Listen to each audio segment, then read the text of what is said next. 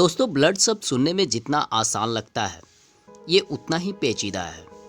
क्या आपने कभी सोचा है कि मानव जाति या दुनिया के तमाम ऑर्गेनिज्म में ब्लड नहीं होता तो जीवन कैसा होता?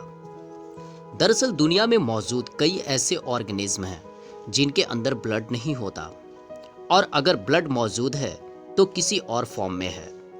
हमारी दुनिया में मौजूद कॉकरोच भी एक ऐसा अजूबा ऑर्गेनिज्म है जिसके ब्लड का कलर रेड होने के बजाय कलरलेस है, क्योंकि कॉकरोच के ब्लड में हेमोग्लोबिन की जगह हेमोसायनिन मौजूद होता है, और हेमोसायनिन सिर्फ रिस्पायरेशन के लिए जिम्मेवार होता है, इसलिए इसे रिस्पायरेटरी पिगमेंट भी कहा जाता है। हेमोसायनिन कलर पिगमेंट ना होने के कारण ये कॉकरोच के ब्लड को रेड कलर इम्पार्ट नहीं कर पाता। यही कारण है कि कॉकरोच का ब्लड कलरलेस होता है, जबकि दुनिया में मौजूद तमाम हायर ऑर्गेनिज्म को अपने लाइफ को परफॉर्म करने के लिए ब्लड की अहम भूमिका होती है। मानव जाति दुनिया का सबसे वेल डेवलप ऑर्गेनिज्म माना जाता है।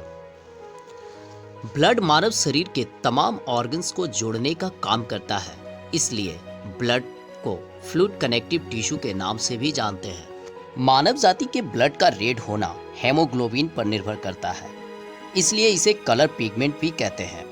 मानव शरीर में हेमोग्लोबिन ऑक्सीजन का ट्रांसपोर्टेशन और ग्लूकोज को ब्रेक डाउन करने में हेल्प करता है, इसलिए इसे रिस्पायरेटरी पिगमेंट भी कहा जाता है। ब्लड शब्द सुनकर ही कुछ लोगों के शरीर में झुरझुरी दौड़ जाती है। कुछ लोग ब्लड देखकर बेहोश भी हो जाते हैं। ऐसे व्यक्तियों को एक खास तरह का फोबिया होता है जिसे हेमोफोबिया कहते हैं। ब्लड हमारे शरीर के लिए बहुत अनिवार्य तत्व है। यह हवा की तरह है जिसके बिना जीवन संभव नहीं होता। ब्लड हमारे शरीर में फूड, न्यूट्रिएंट्स, मिनरल्स, विटामिन्स और ऑक्सीजन को कोने कोने तक पहुंचाता है और हमें इन्फेक्शन से भी बचाता है। यह बहुत जरूरी है कि ब्लड हमारे शरीर में सुरक्षित बना रहे और इसकी हानि नहीं होने पाए। शरीर में ब्लड की मात्रा में अचानक होने वाली कमी के अनेक भयंकर दुष्परिणाम हो सकते हैं।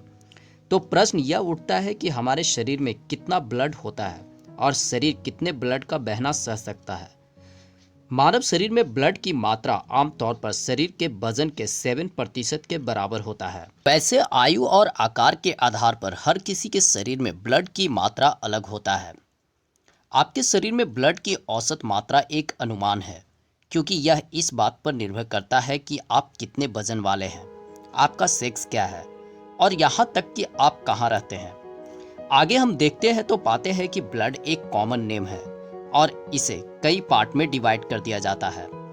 सबसे पहले ब्लड को 2 पार्ट में डिवाइड कर दिया जाता है, liquid components and solid components. Blood का लिक्विड पार्ट वाटर, सॉल्ट्स और प्रोटीन से बना होता है, जिसे प्लाज्मा कहते हैं, जबकि red blood cells, white blood cells और प्लेटलेट्स ब्लड का सॉलिड पार्ट कहलाता है।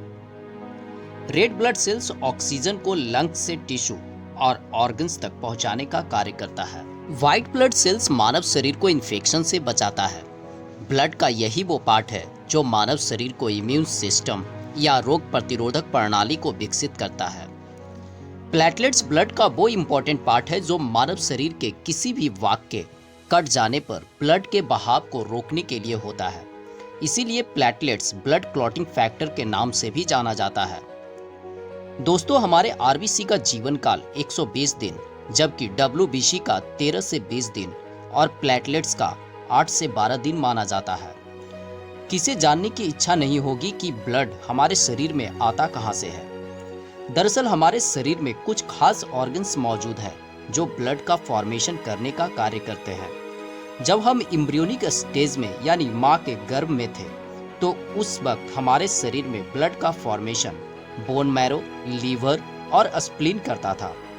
लेकिन जब हमारा जन्म हुआ और जैसे जैसे हम बढ़ते गए, हमारे शरीर में ब्लड का फॉर्मेशन बोन मैरो के द्वारा होने लगा। ब्लड फॉर्मेशन की इस प्रक्रिया को हेमेटोपोएसिस या हेमोपोएसिस कहते हैं। स्प्लीन हमारे शरीर में ब्लड को बनाने के साथ साथ ब्लड को स्टोर करने का काम भी करता है, इसलिए स्प्लीन को ब्लड बैंक भी कहा जाता है। स्प्लीन ओल्ड आरबीसी को डेट करने का भी काम करता है, इसलिए स्प्लीन को ग्रेवयार्ड ऑफ आरबीसी भी कहते हैं। जब हमारे शरीर के किसी भाग को अचानक ब्लड की आवश्यकता होती है तो स्प्लीन उसे पूरा करता है।